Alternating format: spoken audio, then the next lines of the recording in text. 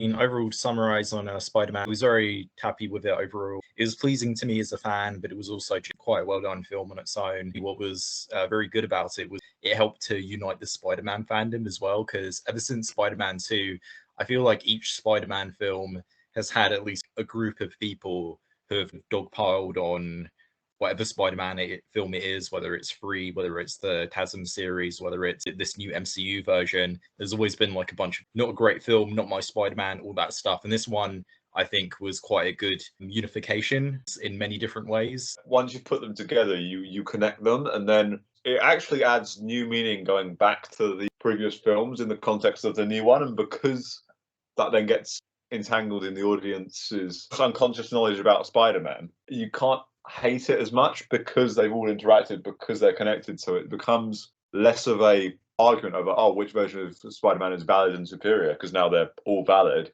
You'll still get the arguments of I preferred this Spider-Man, but you'll get a lot more reluctance to say this Spider-Man has nothing to add or has no value or can't hold a candle to my own, because you've seen them all holding a candle to each other all in one, with each getting good moments and proper achievement. I think also what this film really intelligently did as well is it got the core of Spider-Man right again for the first time in a while. And I've kind of got a little extra point to make on that. Yeah. I slightly forgot about, because I think because it got the core of Spider-Man so right, it addressed fan complaints about Tom Holland's Spider-Man not being responsible. In turn, connected him more strongly to the other two, where responsibility was a much bigger theme. Having all these Spider-Men, ultimately, one of them's already pretty much at the peak of responsibility. One of them's getting over the fact that he once wasn't responsible. It left him in a state of depression. And, the Tom Holland Spider-Man finally coming into his own as the great power, great responsibility Spider-Man, probably for the first time properly in the whole series.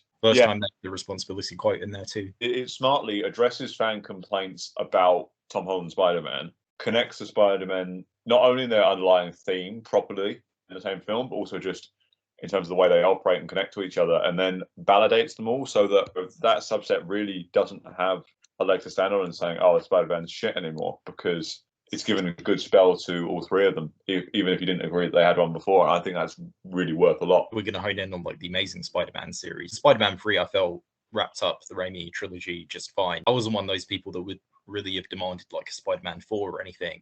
But the thing about the Amazing Spider-Man series up until this point, specifically Amazing Spider-Man 2, is that it set up a bunch of things that didn't get a payoff. And that's part of why I kind of looked down on that film, because I thought to myself, you're just setting up all of this stuff. It's inherently risky and even kind of cynical anyway to do that.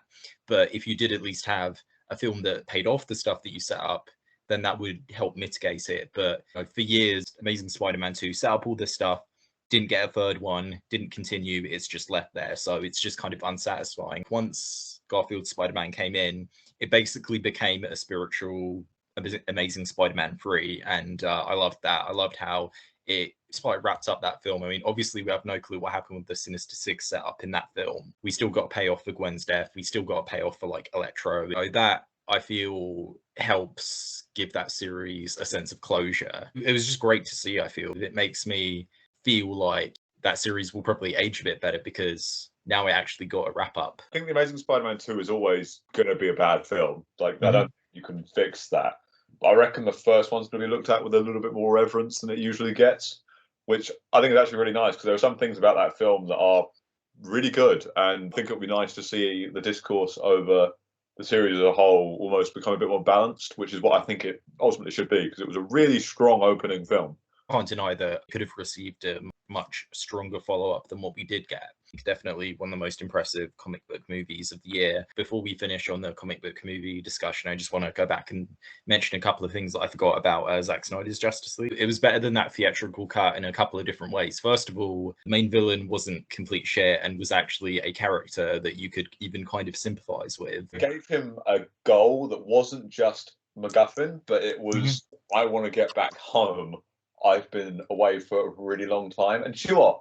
That hit with COVID as well. At the time it came out, a lot of people would have been, along the lines of either very, very recently or still in the mode of, I can't get back and see my parents, or, I can't go and see this person or that person or go to this place. So to have, that emotional connection almost shared by the main villain of that, I think almost benefited it even more. 'Cause it's not exactly an out of the park motive. It's a strong one, but it's not exactly an out of the park one. But the time that the film was released made it hit so much harder. I didn't even think of that. Like, it's more emotionally about I was deemed a failure by, Darkseid. And people can like apply whatever relationship with their parents or loved ones or whatever onto that particular context. But yeah, you are right that there is like the disconnect of I'm separated and I want to do something that will help me get to the person that I look up to or care about. So there was that stuff. Soundtrack throughout both the DC films, really damn good, really well utilized. Great selection of songs and great pieces of soundtrack. We brought up the Flash bit, but like I think the music makes that scene particularly amazing. The music that Junkie XL composed, it was fantastic. The use of songs in that film, really good. And as for Suicide Squad, the soundtrack was actually used correctly and it wasn't shoved in your face, which I felt was a bit of a reoccurring thing amongst a couple of films that I saw last year, were very, very heavy-handed with their soundtracks. But you had a couple of films that used them much more appropriately. And in the case of Suicide Squad, one thing that was really annoying about that first film was that the soundtrack was so obnoxious. But in this one, soundtrack was used so much better. I do like Junkie XL's score. It was understated is the wrong word. It was quite a serious and intense, but also emotional when it needed to be. Admittedly, I'm not familiar with his work. I was mostly going off the name, but the name seemed a little bit like it was going to be something quite loud and bombastic to me. And don't go, it had that for sure, but it was also quite sensitive and calm in places. And I think I just thought it was a really decent score that again helped elevate Zack Snyder's Justice League to something better than I think anyone thought it was going to be. And I think that's something that, I'm really glad that's the film that capped off Snyder's run in the DC Universe, because I think he hit it about as well as he was ever going to in that film. For me, he hasn't left with a sour taste at all. He's kind of managed to leave with his head held really high. Absolutely. But when you think about it, his last contributions would have been the theatrical cut of Justice League. If this Snyder cut hadn't happened, it would have been sad to see his work totally disgraced. I mentioned that there were a couple of elements that felt like they were downright like piss takes on his work. The theatrical cut of Justice League, I think probably like one of the most insulting bits was the bit where it was like after Superman had come back and he picked up Batman and he was giving that very cool like speech at him, and he ended by saying, "Do you bleed?" And then you obviously had that infamously shit line where Batman gets up and he's like, "Yeah, something's definitely bleeding," which almost downright felt like it was Joss Whedon basically saying, "I fucking hate Batman v Superman. I'm just going to make fun of it." Silence is golden is something Joss Whedon should have been aware of there. And that's something that Snyder learned, thankfully, in that scene. Superman doesn't speak and it just worked really effective. Not to mention, it just felt so petty and so immature. If you're in that position, then even if you hated the prior film, you need to be respectful, and he just was being really disrespectful. So yeah, I just wanted to get that out of the way. That was just a personal thing. Let's move on to the genre films, specifically sci-fi and fantasy, because I think both of them had two very good standout films this year. Fantasy had The Green Knight, and sci-fi had Dune Part 1. What one do you want to talk about first?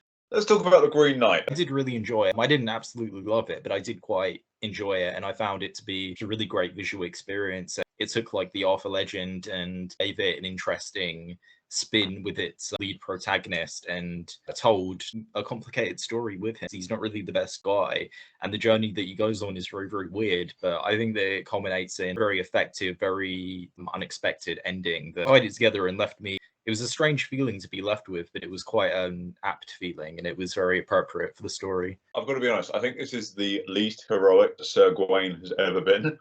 Because if you read the original version, it's quite a heroic story. He is this very duty-bound honor man. And then throughout this film, he's kind of a womanizing drunk, to be honest. He does change, but not massively or significantly, and he still does some really nasty, selfish things throughout the film that at times make him hard to sympathize for. I think the thing that really helps in that regard, though, is that the threat is just so strong. You know the guy's approaching death, so you can write off a lot of it, that playing on him. The one thing I do love about this film, I wish it was there more, was you almost get that spectre just over the hill of the Green Knight as he gets closer and closer to him. Like his mind just can't stop running with it and processing with it, and it's causing him to make these mistakes. And the one significant time I think that happening is just when he falls down a hill and then he sees him over yonder. For me, that was probably one of the most effective segments of the film, and I wish we got more of that kind of thing, because I think that would have been really nice to see, almost see him having to constantly deal with that, especially as he changes. It could have changed that. I mean, I know I shouldn't be talking about what I wanted the film to be, but that was just one thing that, for me, I really wanted. I mean, I just remember liking just the weirdness of it and how, I wasn't afraid to be very out there with like the imagery, and it was fantasy in it, but it was fantasy in the sense that like you do wonder, is this just in his head or is this definitely real? Some stuff that you could maybe write off as just being imaginary, but plenty of it is also fantasy as well. This harsh, weird, uncomfortable adult feeling, applying that stuff to an old-fashioned fantasy tale was quite an inspired touch. I mean, I'd agree with that because it was constructed very much like a classic fantasy. Like the magic was never explained and could do whatever it wanted, pretty much. Like when the axe randomly showed up in Saint Winifred's house and the foxes could talk and things like that. They just didn't explain a word of that, which I actually really liked. But then you get that almost classical presentation that relaxes you into the world of the film, and then you're hit with scenes of bloodied battlefields where everyone's dead, which you never see. Stories of an epic butcher king. The classic fantasy hero getting mugged by three nobodies. And in fact, the amount of sexual content in the film as well was quite surprising. Everybody talks about it where he like ejaculates on like a rag. I was kind of there all throughout the film, wasn't it? We first meet Sir Gawain in bed with a prostitute. There's a bit of class and honour to him in some ways, but it mostly seems like he's showing off for her rather than being honourable for being honourable. He's almost doing it to be this chivalrous show off, which then corrupts it. I did like how the film ended because, spoiler alert, it's left a bit ambiguous, but a way that you can take it is that he's basically imagining what would happen if he did run away from the Green Knight as he's about to cut his head off, and then live to be a king, and then how terrible that existence would end up being and what that would culminate in. And then it goes back to it, and then he seemingly has learned to let himself be killed. But even then, it's left vague. We don't know if he was killed there. We don't know if he was let go, if he learned his lesson, if that future that he was imagining would come to pass, or even if what he was imagining was what he was imagining and that wasn't just what would happen in the future. It leaves you with a whole bunch of questions. I mean, I personally like the idea that that end part is imaginary, not because it shows him to be more honourable. It almost shows him to be a slightly more of a coward, which is something throughout the film that he seems to be, because he's looking at the consequences of what living a life would be like, and having a badge of shame like his adultery with the lady of the house is. And it showed that he couldn't stably live with that. That green belt was really emphasized throughout, the sash, the girdle, whatever you want to call it. He was always wearing that as his life got worse, as he couldn't be with women he loved because of it. He married someone he didn't really care about. That was pretty clear. His family deserted him. He became a reviled king, especially once he got his own son killed at the sake of his own neck. It felt like a shame of what he thought he would become. And that's why he submitted, not because he thought it was the right thing to do or because it was honourable. I don't care if he died at the end. It plays with the ideas of honour, and you can interpret it that way. But I think by showing him seeing everything and almost, if you like, knowing how it would turn out. That's the payoff.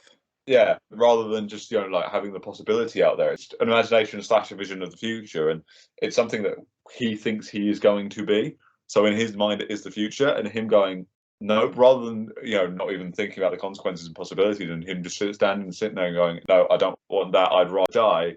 On the face of it is honourable, but because he is actually resistant, doesn't want to die, and his first instinct would have been to run, since that was his imagination, I think it actually proves him to be a bigger coward, which I find more interesting as a message going through. It shows that he's not brave enough to live a lie, and he's not got the stones to do it. I just think it's a proper moment where he does learn honor and he does learn the nature of self-sacrifice. It is true to say that at that point it doesn't really matter, because in some ways he's learned, though my thought on how he's learned it is a bit more positive than yours.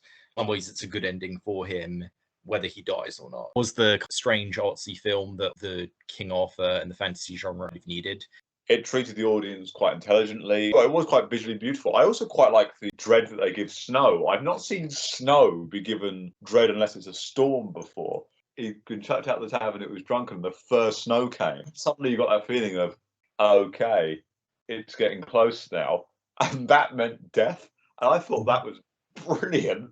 Production design, cinematography, set design, all of that stuff was A+, all of that stuff was amazing. And it just helped to complement the story so well. I mean, I'm not even sure what the budget was on The Green Knight. 15 million. Made 18 million. 15 million, yeah, wow. It looked really good for a $50 million film. Yeah, when I read that, I was quite surprised. But thinking back on it, they would have saved a lot on locations because there were so many exteriors. Not that they would have gone Gorilla, but they could have gone Gorilla with some of it and pretty much gotten away with it because they were right in the middle of woods. The actual throne rooms and the chapels and things, they were quite sparse. So was the Grand House. It didn't have many locations either. It didn't have massive fight sequences. There's a lot of back end saving that they would have done there. And I think what they did that really benefited is they just focused on Gawain as a character and the experience of what he went through, because it wasn't like in some films where it's a constant push and little moments throughout the film. He simply sort of existed pretty much as he was going through it.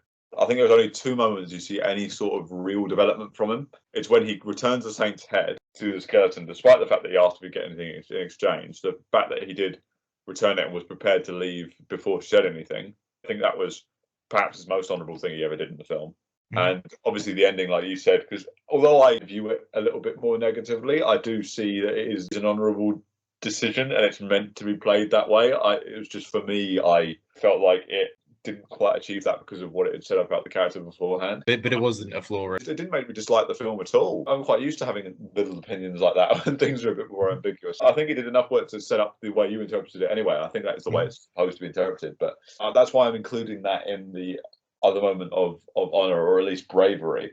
But other than that, you see, regressions throughout the film. Like, he's obviously quite frugal. He gives 1 coin to an orphan child. And yes, that guy ended up being a robber. It still shows that naturally he's not a nice or giving person, or at least not on the level that a knight should be. I mean, he did say thank you, so he's at least polite. And there's a bit of a split between him being a victim of his own choices and his own personality, and also of the situation and what it's putting upon him. He is a dual victim. He is quite easily tempted at times, which is what made him behead the Green Knight in the first place. The Green Knight obviously set their game up to be failed. That's why a lot of the knights weren't taking it, because they had the experience to know not to take that.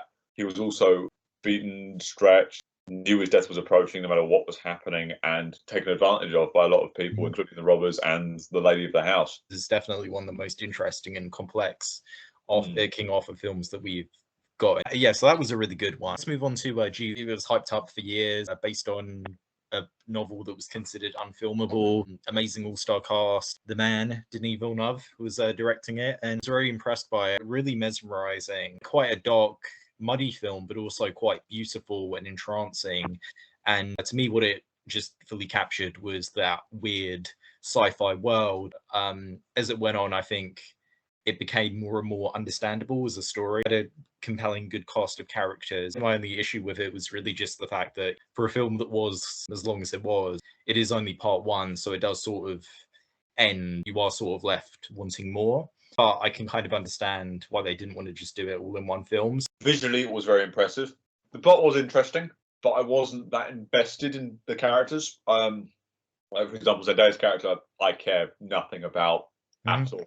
She's effectively a prize in a vision in this film. I'm hoping that changes in the next one. Some of the performances were really, really great. I liked the politics of it. That was actually more interesting. You don't really see in-depth politics in sci-fi films very much, especially not of the space fantasy variety, which this film really does belong to. There were a few good, mysterious parts of it I thought were interesting, like the order his mother belongs to and that kind of thing. I think there were good moments of tension throughout. I thought it was very long. There were parts of it that I was not so sure about. I felt there were scenes that dragged a bit. Some of them could have been punchier, and I don't think things would have been lost. I would sort of say that about the third act more so. I did feel like it lost a bit of steam on the journey to Sanctuary that they're going to. I think they still did a good enough job at making me stand, this is where we're going to end up, this is where the film is going to conclude. So I never felt like the film was just aimlessly like spinning its wheels or anything. A bit of trimming could have helped. As part of like Denis Villeneuve's like style, he does like to take things slowly. But yeah, it did feel a bit lengthy in that last act. At the end of the day, I think I always gave a shit about what was going on. I just found it to be very compelling sci-fi story. Obviously, yeah, it did have that political intrigue, but it also, when it had to be like action heavy, I thought it was also really good. The action was solid. Yeah, I do agree with that. And I think I liked the fact that it set up stakes and gave it a sense of dread and inevitability. I think my biggest problem was, I just didn't emotionally connect with the film. Wasn't particularly fussed about the main character's journey until we got to the second act, which for me was a problem, because the setup I didn't care about. I didn't care about him until Dad had died and he was on his own. And I think that's a problem with sometimes splitting a story like that up into two films. As much as I do think that the film is too long, would need the two films. But the first two acts of this film are essentially set up for the actual story. And for me, it doesn't work because the arc's not fully complete. Even though there's the two parts, each individual part still needs to have its own proper throughout structure. And although you can argue it with this film, I feel like it just didn't have enough in the setup or resolution. It didn't pay off enough of the setup for me to even retroactively be super invested in it. Just as an overall package, it didn't hit me like I wanted it to. And I'm hoping the second part will do better. A lot of like super serious weird sci-fi, you can say that about it, that it can sometimes suffer from they're not really trying as hard to invest you emotionally, then that can be a problem. But sometimes it's not. I wouldn't say I was like super attached to Paul Atreides, but I did still wanted to see what would happen with him and his family. There was still some like big moments in the film that had a lot of impact, in my opinion, like, you know, with his father, with his uncle, and other stuff as well, with like certain characters that hit home enough to make me feel like the film did stand on its own a bit as a story where big things like that happen. I think that Dune is proof that Denis Villeneuve's visual style can fill out everything. His visual style could absolutely carry a film. Where there were points that I didn't care about anyone on the screen, I cared about the visuals. I was never like, oh, this is a bad film. Oh, I don't want to be there. It's just, it didn't hit for me. And the fact that I'm even making that distinction, and as I was watching it as well, means that there was talent behind it. I want to talk about like a film, because there were a few films this year where I disagreed with, like, you know, the consensus behind them or what a lot of people said about them, like whether positive or negative. I could hone in on a whole bunch of films, but we're just going to hone in on one because both of us have seen it. Don't Look Up. I really did not think this film was anywhere near as bad as a few people said it was. Like, it wasn't panned or anything, but it was divisive. And there were people out there who said it was really, really terrible. Whilst I wouldn't go so far as to say that Don't Look Up is amazing, I would call it like actually quite good. And the reaction to it, I think, was a little bit ironic, especially in terms of what certain people said about it as well, and how that applies to the plot of the film too. I thought it was decent. Some of the satire was a touch too obvious for me, but that obvious satire isn't usually a problem for me. It just, to me, it didn't really have teeth because it's an old joke. Oh, the government would put money and things above everyone's lives. Yeah, that's, you know, that would have hit harder as satire 5 years ago, but now we're almost so jaded to it, it doesn't matter as much. And for me, it didn't have that second layer that you need for satire. For example, political satire, something like The Thick of It, for example. Yeah, it has the, oh, haha, that's funny, the government's underhanded and cruel. But the jokes were the fact that the government were doing things that were really either oppositional forces or proto-dictator-like, or underpinned their very philosophy. So you had extra level of a joke on top of it because people weren't aware of how self-serving they were. In this one, the government obviously was. It just didn't care. It had the money and the populism, and it was, don't get me wrong, it was relevant, and some of it was kind of funny. But overall, it was not a new observation, and it didn't have the bite in the way it was told. The performances in it were pretty strong. I quite like the sense of fatalism that was going throughout the film.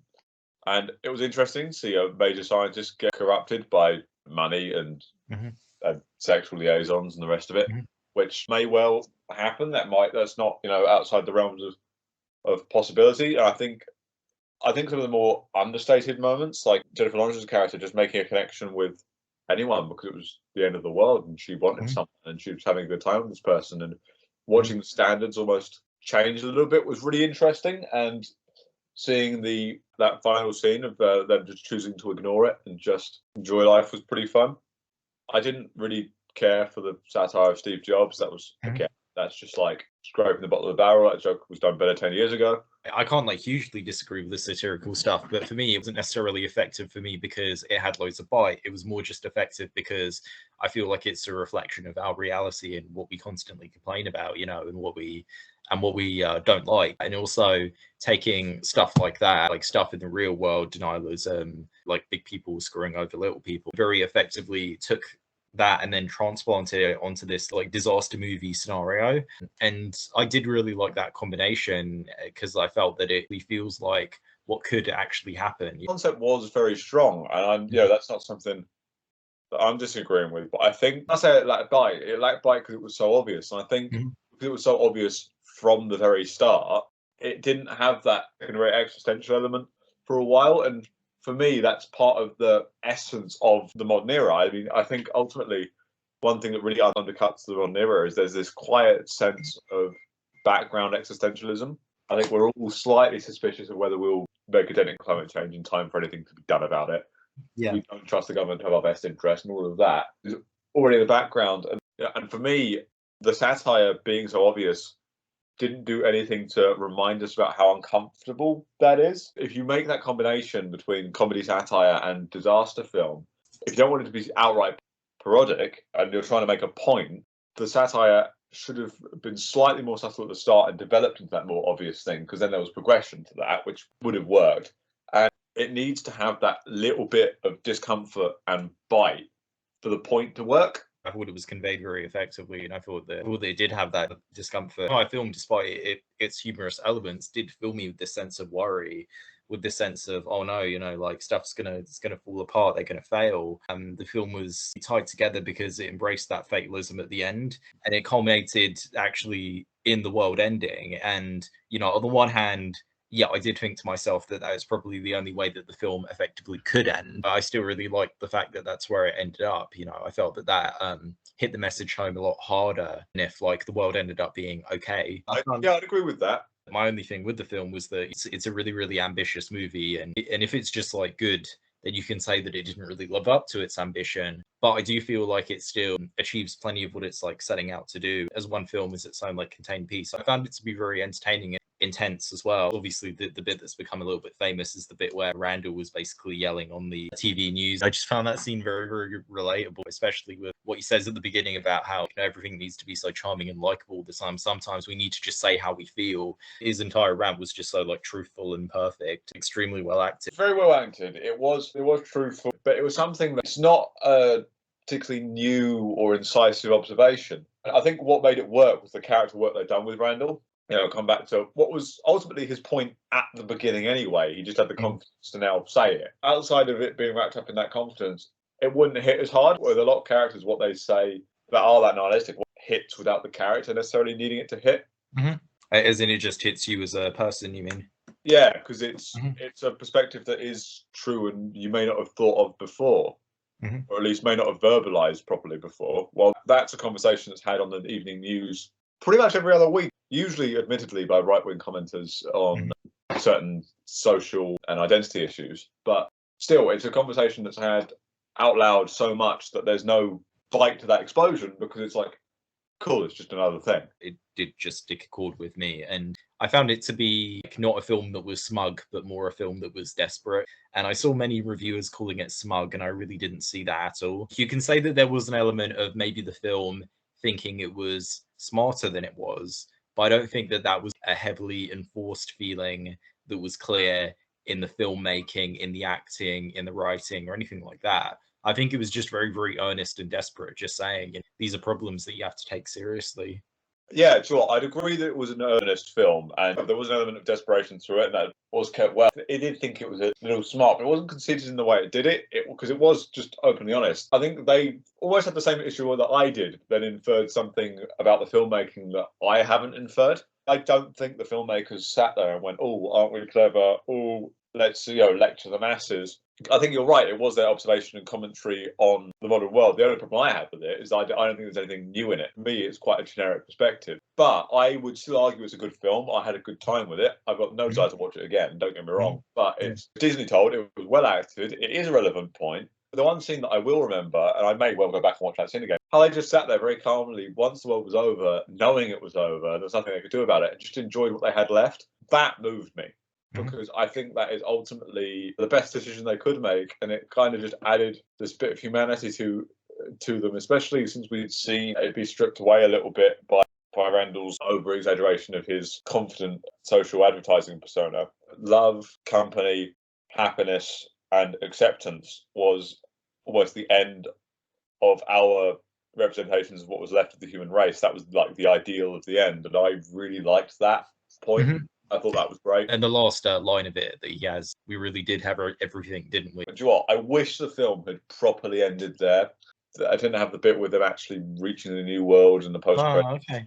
The impact is there. If I could watch it again, knowing those scenes existed, I would stop. that's the film done. That's the point made. Doesn't matter if anyone yeah. got off world. Who cares? They're dead. Mid-credit scene is basically all the rich people arriving on like another planet. The president of the United States gets killed by an alien animal or whatever, and the implication is that they're going to all get killed by the wildlife. It was necessary to provide just a little bit of catharsis. I do see what you mean, that you end it with the world ending, that's it. That mid-credits bit was a bit of respite, and I wanted that. I wanted a little bit of catharsis from everything that happened, and the depressing note that it was finishing on. I guess I can see the implication that they'd all die from the wildlife, but really for me it just paid off for a joke of, oh, look how smart this guy is. He predicted this death of this thing that you could never possibly predict, and just stepped too far into the absurd. And if he's that smart, 100% there was a way you could just get things to survive. Agree to disagree on that point. You're coming at it from a very smart perspective, definitely. Let's hop on to what was definitely one that I was really looking forward to. I've been waiting for this movie for so long. No Time to Die. Right? No Time to Die. This was supposed to come out at the beginning of 2020, and it took till close to the end of 2021 to finally get it. But it was so hard hitting for me because I've grown up with the Daniel Craig Bond series. I remember seeing Quantum of Solace in the cinema when I was a little kid. Not only did I see all the Bond films, but I saw Casino Royale on DVD. So the Craig Bond has very much been the Bond of, not just of my generation, but of my life. If there's been one that I've been following from the beginning, this is that one. It was so gratifying to finally get such a impressive, very emotionally draining, but really grand finale to his era. Yeah, it had a really grand story. It was a surprisingly high stakes emotional film for Bond, because Spectre didn't hit me at all. I've not been hit by a Bond film like this since Casino Royale. Casino Royale was the last one that hit me properly, and it all felt climactic and final. That's something that's really rare to get in a Bond film. I don't even know if it's ever been done before. I think what they did well with this one is that they actually, I think, used the more connected continuity of the Craig era to a good benefit, because people complained about that like Spectre, and I could see why. But with this one, I feel like this actually gives a good reason to have the films link up more closely than the average Bond series would. To me, it's quite good because now you can go back to the beginning and kind of realize that there is a consistent story being told throughout all of the films. I think, one advantage that it had over Spectre as well, because you mentioned Spectre not having the greatest use of that continuity, is that it wasn't some scrambled plot twist that, oh, this new villain has secretly been behind everything all along, which just felt pretty contrived. And when you think about it logically, not bloody possible, but sure. And, trying to introduce new familial connections and all of that, it just kind of went, this is Bond as he's experienced his life. There's things that came up just naturally, like him and Felix just chatting about old war stories, like a couple of old spies probably would. Felt really natural. The way that Vesper was involved, it became a fear for him as Safin got closer in. Again, makes sense. I mean, the connection to Madeline's past with the villain, again, I think the villain was the weakest part of this film. At the same time, though, I do think that that he's also kind of part of what you're saying. Like, what's natural is that he himself was a victim of Spectre, taking the whole idea of there being a Spectre and being, what if they did something bad to somebody who seemed like they were probably always going to grow up to be a supervillain. Safin isn't as good as Raoul Silva or Lashif. I still thought he worked fine. He just wasn't like a top tier Bond villain, and I do think the final film, it probably needed the best. It's like, you want to aim for heights, and the film mostly achieves that, but you want to also aim for the strongest villain you can, and it obviously wasn't the best villain that they could have done. The villain wasn't bad, but there was nothing, it wasn't special. I will credit it with this, I quite liked the ending plan. Make Bond toxic to people he loved, because it really fits Daniel Craig's arc then to just go, you know what, there isn't a way out of this. It kind of plays into both his fatalism and him changing as a person throughout the thing is like to value emotion and love over the job, which was really, really well done. Yeah, I saw it as it was basically kind of the perfect payoff for him. He basically became Bond through the woman that he loved betraying him and then dying. And the way his arc concludes is of him saving the women that he loves through dying.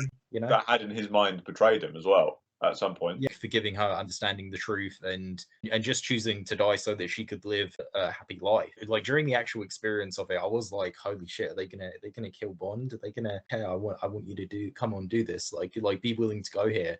I was left pretty drained and sad afterwards, but yeah, I did have some thinking about it, but then eventually, I came around to, it gave the story its, final bit of lasting impact. Yeah. It was just like a fantastic, very bleak, but still a very touching and powerful end. This being the Bond that I basically have followed for years, it was just like powerful, to just have him die in a heroic sacrifice at the end. Really powerful ending. It was a really heroic way for Bond to go out as Mhm. well, which I think was actually really important.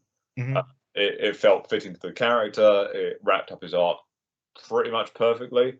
It was visually quite stunning. It was really beautifully directed. It was really gritty and intense. That stairway fight as well. Mhm. They won up the one in Casino Royale finally. The fact that I'm there at the finale going, wow, this wasn't overblown. I loved this is great for a modern film because for most modern films, by the third act, as much as I will enjoy a third act, I'm still like, okay, the action's getting a bit excessive here. And this year, it's actually mostly been all right. It's not gotten ridiculous. I mean, it did in Nobody, admittedly, Yeah. at the end. But like, for it to not get completely ridiculous but to still be able to be grand and work is great. And I think it's because it knew when to go grand and when to go small. And the fact that the action ended small with a little scrap in a poison pond, the fact that it both went grand and intimate, I think captured both what makes Craig's Bond special, which is that intimacy, that grit, with what makes Bond as a franchise special. And I think this is the film that finally married those two things properly in Mhm. Craig's era. Because Skyfall was a bit grander and Casino Royale was grittier. It does feel like a marriage between Skyfall and Casino Royale, which are up to that point were the two best ones in his run. The fact that there's even a third one in the argument now is a testament to how well done this was, because Casino Royale and Skyfall are brilliant films. They are the best ones, and I think that even though Quantum and Spectre are the weaker ones, there is still enough worthwhile about them to where, in a series marathon, you wouldn't really skip them. You experience a bit of a dip in quality, but you wouldn't really want to skip them because they feel very vital. It had quite an epic runtime. I felt it managed to handle a lot of different characters like fairly well. It didn't feel too bloated to me. And it was just on the whole a really great emotional experience as well as being, a great action movie. I think it's maybe Daniel Craig's like best performance. I think he went out on his best. I'm gonna be honest, to me, Spectre felt lazy in terms Mhm. of performances and things like that, and Mhm. to see it go to heights that it really couldn't have gone to before, and there's a level of desperation from Craig's Bond in this one that we've not seen before, and that worked so well. I think the fact this film had such a strong opening and such a strong climax that even if it, I don't remember it dragging in the middle, but even if it did, I think I've seen a couple complaints here and there about the middle not being as impressive or parts of it not being as impressive.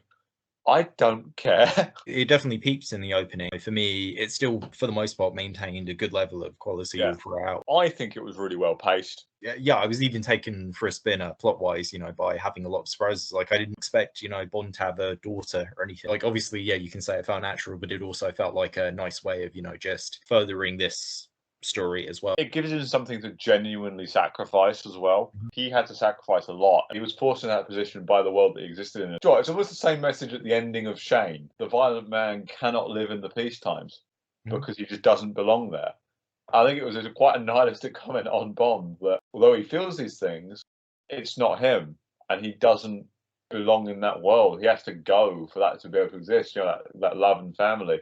As depressing as that was, it fit Craig's Bond, and the fact that he was still able to use those emotions to make a choice and have that conversation. He was finally emotionally open enough to admit that he felt that love and that thing was probably the most beautiful ending to a character arc I've had in a while. I really loved it. It took risks, and it was lovely to see that a franchise as long running as Bond could still surprise you and do some things that were like daring. A lot of the risks like paid off, down to just like Blofeld just dying in the way that he did as well was just like, that was a risk. And I'm glad that for the most part they took those risks. Something that I think like certain movie franchises are knowing how to do properly, take risks and do things that fans might not love, but they still work well for the story. It's the first time that you end it by feeling this ain't going to continue at all. And if it's going to continue, it will just be a new version. Once we get the new Bond, which has been discussed for like so many years, but once we get the next Bond, that will then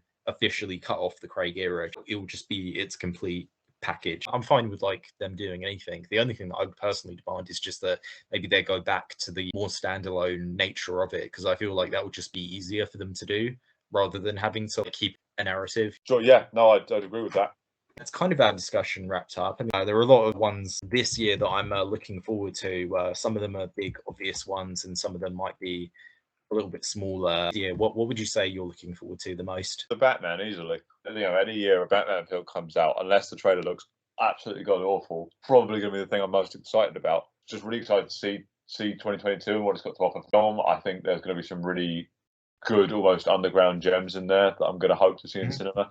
Yeah, I'm trying not to get myself too into the hype train films so that I've got more time. I don't usually have time as much time as I like to go to the cinema and see them. I want to go and watch some of the quieter stuff a bit more regularly. As far as like, ones that I'm looking forward to the most, there are a couple of interesting like upcoming ones and like some horror franchises like Hellraiser, and there's a new Predator film coming out as well. To be honest, the premise of it does look really interesting. Hopefully maybe it can bring that series back. I'll tell you what, now that I think about it, Death on the Nile I'm quite excited for, just because I love a good old detective film. I quite like Kenneth Branagh's version of the Murder in the Orient Express. I thought that film was decent as well. Yeah, speaking of that, sequel to Knives Out is coming out as well, which I'm really curious about too. That'll be a tough act to follow. Really interesting. If Rian Johnson is able to write a really good script again, then I don't think it will matter. I think it will be really fun to see what they do with it. I'm hoping it's good. See if they can match that. I think because the detective genre, I think it's just one of those that kind of almost comes to fruition every couple of years, and I think it is kind of due a bit of a comeback at the moment. It's probably more popular on TV, but I think you make a really good murder mystery movie, it can be really fun and entertaining. Some of my favourite films are kind of like detective style films. I quite like the old detective noirs. Chinatown is probably one of my favourite films. And again, Seven is a great detective film. So yeah, I would love another, in the same sort of genre and vein that makes me think that way. Hey, Batman's probably going to be that as well. So Oh, I'm really hoping it is, because it sounds like it'll be a lot more detective focused than the last ones, and that's one of the reasons I'm so hyped for it. Because finally, world's greatest detective. Have you seen the funeral clip from it? Yeah. Oh, that was really nice. Sure, I was already on board for Robert Pattinson, but just seeing the way that his Bruce Wayne carries himself, it does give me faith that the guy who writes it knows what he's doing. Pattinson knows what he's doing. That Reeves definitely knows what he's doing. And I think one thing that I've also done, and I don't usually do this, it's not quite a tie-in comic, but there's a comic book that they're releasing by the same writer, and I've decided to buy it before the film comes out because I'm just that excited to pre-order it. Like, I'm doing it. A lot of other comic book movies coming out. For me personally, I think Doctor Strange is the one that I'm looking forward to the most, just because I feel like that has the most leg room to be a step up from its predecessor. And obviously, it's Sam Raimi returning to comic book movies as well. I really hope he pulls that off, because I think him combined with the Doctor Strange character could make for an excellent film. Out of any MCU film this year, that's probably the one I'm most looking forward to. I am quite interested in Wakanda Forever, just because I'm not 100% how they're going to do that without Chadwick Boseman. That does interest me. And Thor: Love and Thunder. I mean, I'm excited for it, but I'm not massively excited for it. A lot of these things we also just haven't fully gotten like proper marketing for yet. We're still waiting for a bit of information, but a lot of them just from the people involved just sound great. There's a new Damien Chazelle film that's going to be apparently about old Hollywood. I think there's going to be a new Martin Scorsese film as well called Killers of the Flower Moon. There's some good like prestige looking ones like Bradley Cooper's doing a movie about Leonard Bernstein. They have talent attached, so they should turn out good, hopefully. I'd be very, very surprised if any of the ones that I'm thinking of actually turn out to be bad or anything like that. We're going to be probably returning to the regular episode format, in the next few weeks or something like that, but we'll still take our time just to not put Jack on the spot as well. We're not going to decide on a film just yet. Whatever the next film is, it will just be a surprise to anybody listening. We won't announce it at the end of this video, and that is it. So goodbye.